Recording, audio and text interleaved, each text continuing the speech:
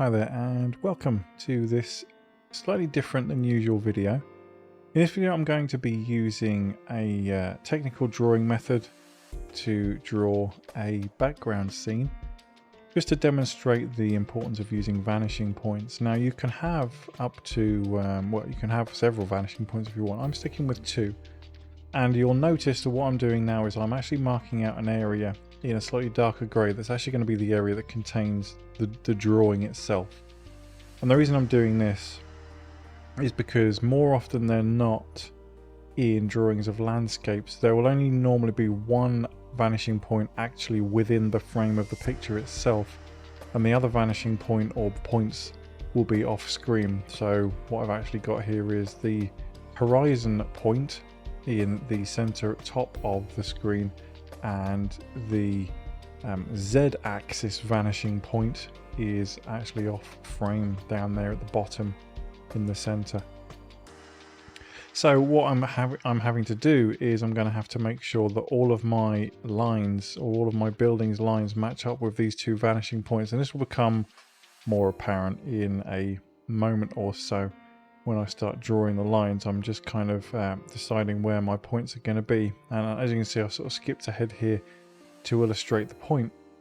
So I've actually drawn in some of the lines already, and you can see that what I end up with, if I join up my vertical lines with the bottom axis and my lines that are going away from the camera with the top vanishing point, then I end up with essentially a 3D cube, because my let's call it the y-axis that goes across the screen is perfectly horizontal in this case, because I'm shooting from the front.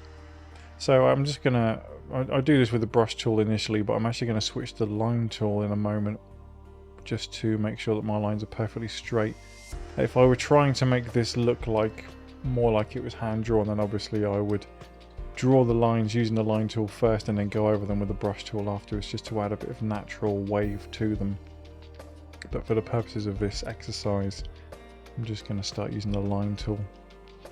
So I've kind of made a deliberate mistake here, in that I'm actually drawing a building that's in the middle of the scene first, when realistically what I should do is either start at the back and work my way forward, or start at the front and work my way back. Generally speaking, if you're trying to draw a large scene, it's usually a good idea to start at your back and then work your way forwards toward the camera, so that you don't get any of your lines confused. Because as you see, as this video progresses, we get into a state where I've got so many intersecting lines, it's almost difficult to spot which lines are supposed to be part of the building I'm drawing and which lines are part of an existing building. So that is a mistake that I've made, because obviously I don't practice this technique very much either. But it's you know, it's an important lesson to learn for sure. But in spite of that mistake, we'll keep on soldiering on. And as you can see, my second building, which is closer to the camera, the lines are at a much more extreme angle. And initially when you look at it you think that's wrong, but once I delete the guidelines and I start filling the shapes with colour to hide the building that's behind it, you'll actually see that it does actually look correct, and that the perspective thing does actually work.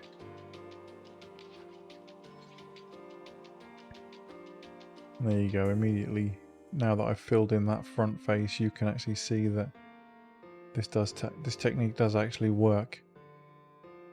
And if I just add some colour to the other shapes as well, there you go. The back building now is completely hidden. So it's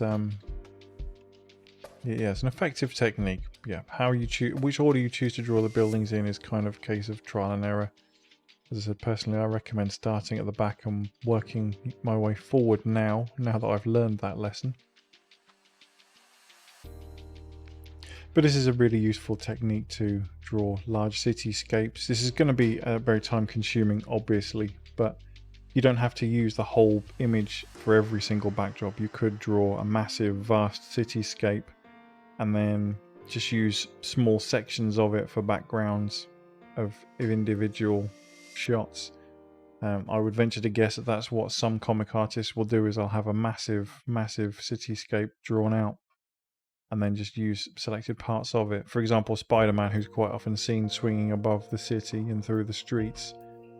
A lot of those backgrounds may be done in such a way as they can be reused without being obvious that they're being reused. But I'm just going to crack on and draw some shapes, and you'll be able to see later on in the video things get a little bit messy where I've got so many intersecting lines, and that's where having gone from the back to the front would have been more useful. But I'll leave the talky bit for now and just let you guys enjoy watching this cathartic process. Take care, guys.